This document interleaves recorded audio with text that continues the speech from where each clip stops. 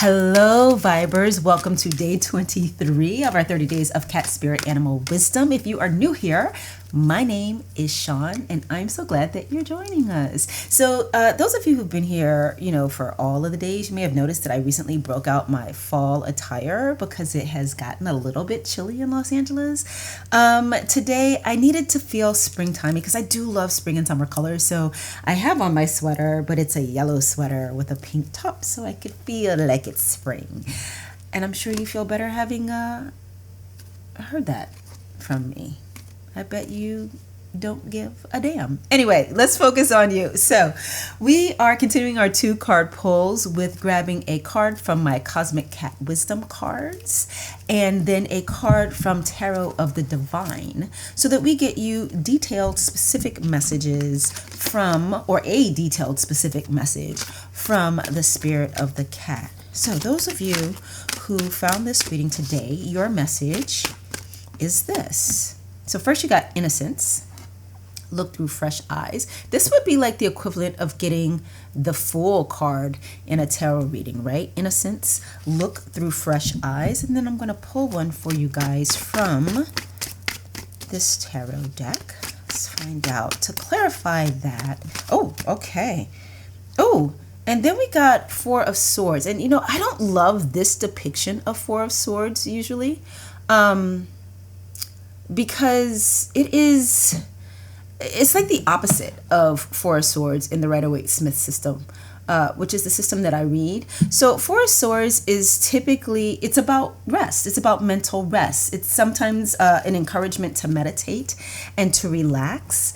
And this depiction of 4 of Swords is definitely not relaxing, right? It's anxiety producing, I think, because it is so, just gruesome.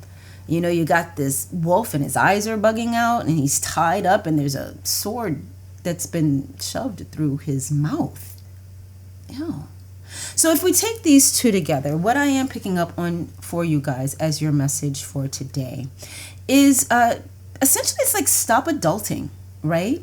Now, it's not saying to be irresponsible in like paying your bills or eating properly or feeding your children if you happen to have children properly. It's not saying be irresponsible, but it is saying to stop adulting in your mind, in your thinking. It's actually hindering you to be trying so hard to get things so right. One of the things that happens when we are overly focused on doing the right thing or being exact or, again, adulting is we lose the freshness of life. We lose the excitement sometimes. We become complacent. We get tied up. We get anxious. We get worried. We get afraid. We get mean. And life can get, for lack of a better word in this moment, gruesome. Okay? But if you can allow yourself to be open in your thinking around life, open in your approach to life, I'm getting very, very specifically that there is a need for you to allow yourself to dream.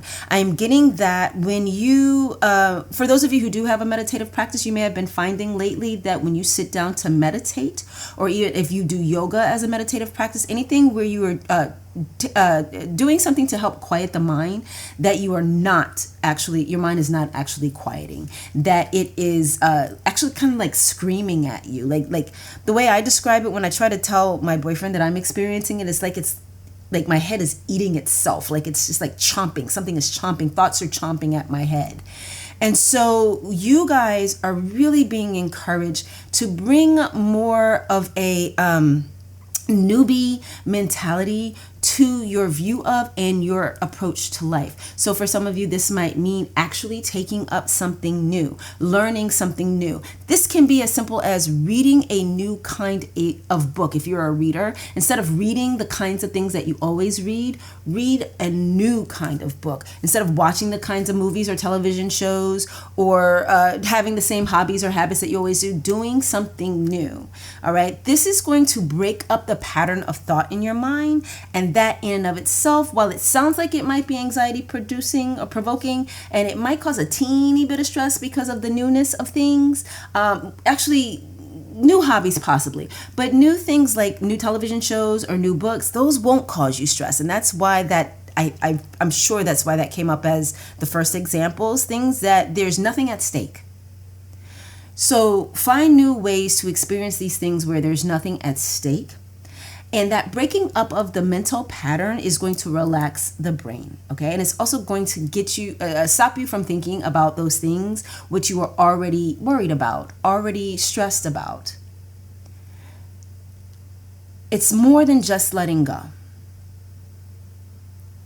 It's shifting. It's shifting the energy around you, around your life, and most specifically, around your habit or pattern of thought.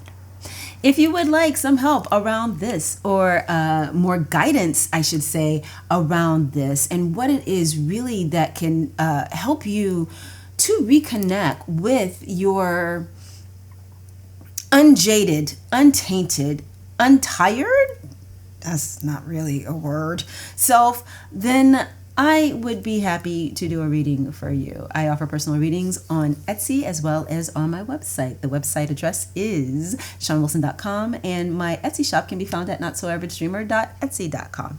In the meantime, I will see you tomorrow for day 24 of our 30 days of cat spirit animal wisdom.